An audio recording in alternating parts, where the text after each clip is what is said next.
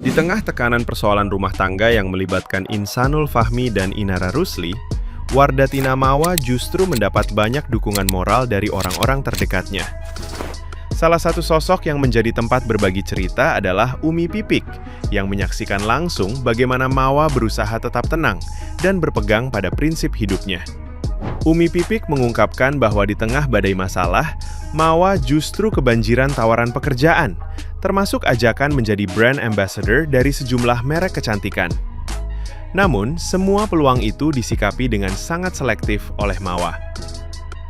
Umi Pipik menuturkan bahwa Wardatina Mawa memilih tetap istiqomah mengenakan cadar dan menolak semua tawaran yang mensyaratkan membuka penutup wajahnya.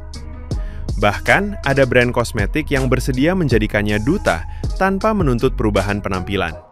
Sikap tersebut dinilai sebagai bentuk keteguhan iman dan ketaatan pada prinsip agama. Sebagai orang yang sudah dianggap keluarga, Umi Pipik pun memberi penguatan agar Mawa tidak larut dalam luka, tetap percaya bahwa rezeki akan datang, dan meyakini bahwa Allah tidak pernah meninggalkan hambanya. Nah, gimana nih menurut netizen yang terhormat? Silahkan berkomentar ya. Nggak ada wanita baik-baik yang mau dengan suami orang pret, Inara Rusli. Itu kata-kata Inara Rusli.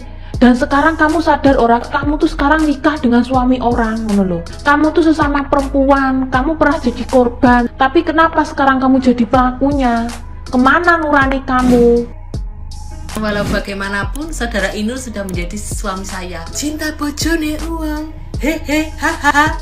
Roh, ngawur. Tapi aku akhir-akhir ini seneng guys, karena sudah bermunculan tokoh-tokoh agama yang meluruskan tentang poligami ini gitu. Karena salah satunya dia bisa masih petantang petenteng juga karena masih ada tokoh agama yang membela dan berada di belakangnya dia gitu. Karena menurut netizen itu ya kalau salah disalahkan, kalau benar dibenarkan. Jangan membenarkan yang salah-salah, jangan menyalahkan yang benar-benar. Ya maaf aja dah, gue nih mendadak gagal fokus, mendadak hilang fokus. Ya gue kenapa-napa, gue nih kan orangnya nih fashionable banget gitu kan.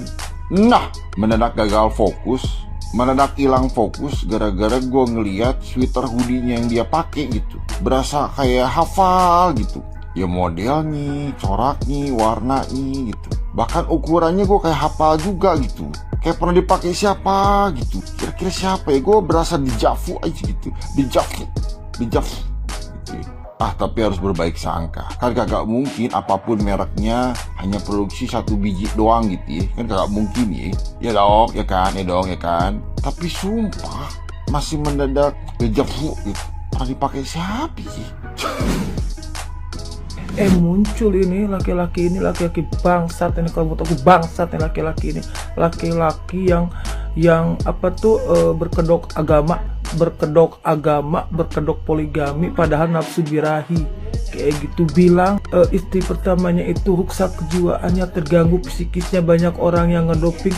Kalau aku sadar kalau dia secara tidak langsung dia tidak sadar banyak orang yang memanfaatkannya. Cuy, monyet gitu. Tolol, laki-laki tolol. Ini laki-laki yang seperti itu yang dekat dengan orang-orang yang mengerti agama, laki-laki yang macam kayak gitu, Terus sama kalian dikasih panggung laki-laki yang macam kayak gitu, podcast sana sini, oknum laki-laki yang berkedok poligami, padahal dalam syariat Islam poligami itu nggak kayak lu, monyet. Tolol emang, bilang terganggu psikisnya. Lu yang mengganggu lu setannya, lu jinnya, jin kafir lu, sama perempuan barumu itu lu kayak gitu. Heran aku sama orang-orang yang bergaul dengan orang yang mengerti agama, tapi akhlak kepribadiannya, tingkah lakunya, sikapnya, lisannya tidak bisa dijaga. Tolol emang. Setan. Jangan dikasih panggung laki-laki macam kayak gini, orang-orang macam kayak gini. Perempuannya pun tuh yang istri mudanya tuh pernah jadi korban perselingkuhan, tapi dia menjadi pelaku perselingkuhan. Anjir, udah kalian gaul main-main ke kafe lah, ke klub lah, masih mending lah ada ininya kayak gitu kan. Kalau gaul dengan orang-orang yang mengerti agama, ke masjid, kajian Islam bla bla bla, tapi tinggal aku macam setan, macam bangsat. Dan anehnya lagi dikasih panggung podcast sana sini. Laki-laki durjana, laki-laki bangsat tahun 2026 itu tuh si monyet ini nih. Ganteng kagak, kayaknya dia itu dajjal berkedok bermuka manusia kayaknya.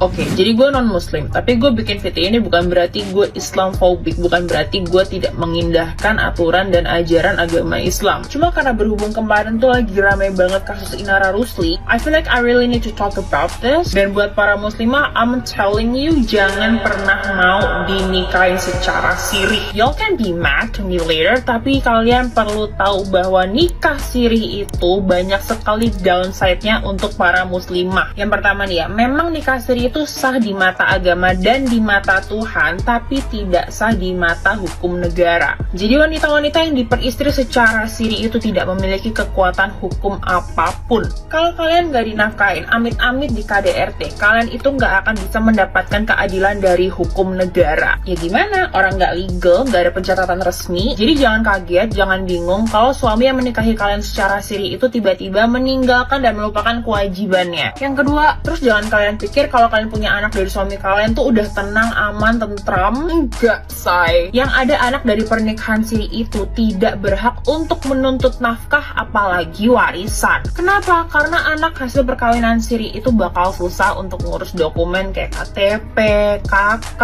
Ya gimana? Buku nikah aja nggak ada gitu. Karena cuma tercatat sebagai anak ibu, bukan anak ibu dan ayah. Jadi kayak nggak ada bin atau bintinya gitu loh. Kasarannya status anakmu tuh nggak jelas. But correct me on this if I was wrong, kalaupun nantinya kalian menikah secara legal tapi waktu dalam pernikahan siri kalian punya anak itu statusnya tetap gak jelas. Enak di lakinya, say, tiba-tiba kamu ditinggal, tiba-tiba kamu dimadu, bebas, kan gak ada ikatan hukum. Satu lagi, kalau kasusnya kayak Inara Rusli kemarin, istri kedua aka poligami gitu ya, tapi secara sirih dan tidak berizin istri sah pertama, suaminya bisa banget dituntut secara hukum. Gimana tuh, udah gak legal, lakinya bermasalah pula. Apapun janjinya, apapun iming-imingnya, mending kalau emang niat nikah ke AUA aja. Toh murah cuma 600.000. Gak dirayain gede-gedean, gak apa-apa. Yang penting sah, ada hitam di atas putih, ada buku nikahnya. Resepsi mah bisa besok-besok kalau ada duit. Nikah itu gampang, yang susah itu tanggung jawabnya. Tanggung jawab di mata Tuhan emang penting gitu. Tapi kita kan di dunia nih, kita hidup nih. Jadi somehow penting juga gitu untuk ngikutin hukum dan aturan yang ada di dunia. Again, be careful out there. Semoga video ini membantu. Correct me if I was wrong and I'll see you on the next one.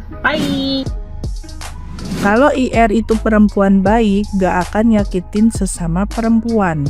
Betul banget, tapi aku memang kurang respect sama Inara Rusli itu semenjak yaitu kasus perceraiannya sama suaminya si Virgon. Karena di salah satu podcast dia itu bilang memang sengaja ngejelek-jelekin mantan suaminya supaya anaknya tuh tahu seburuk apa bapaknya. Dan itu sikap ibu yang kayak kurang bijaksana gitu loh sama anak-anaknya.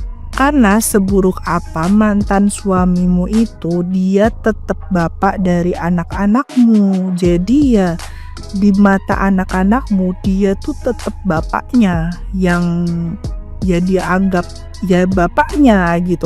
Apalagi mantan suamimu itu atau Virgon itu tuh bertanggung jawab penuh sama anak-anakmu. Dan setahu aku Virgon itu nggak lepas tanggung jawab ke anak-anaknya, tetap ngebiayain anak-anaknya, ngasih anak-anaknya tempat tinggal yang layak, ngasih kehidupan yang layak buat anak-anaknya, nggak pernah lepas tanggung jawab tuh ngebiayain anak-anaknya. Bahkan ketika ada masalah seperti ini pun, Virgon itu tetap mengutamakan mental anak-anaknya dengan mengamankan anak-anak dulu loh dari ibunya, supaya mental anaknya itu tetap terjaga dan baik-baik aja selama kasus ibunya ini. Padahal Inara itu dulu ngejelek-jelekin si Virgon, bapak dari anak-anaknya itu udah kayak Virgon itu tuh udah yang paling laki-laki paling bejat sedunia. Dan pas ada kejadian mantan istrinya yang kayak gini nih, Virgon itu sama sekali nggak pernah speak up apapun tentang mantan istrinya.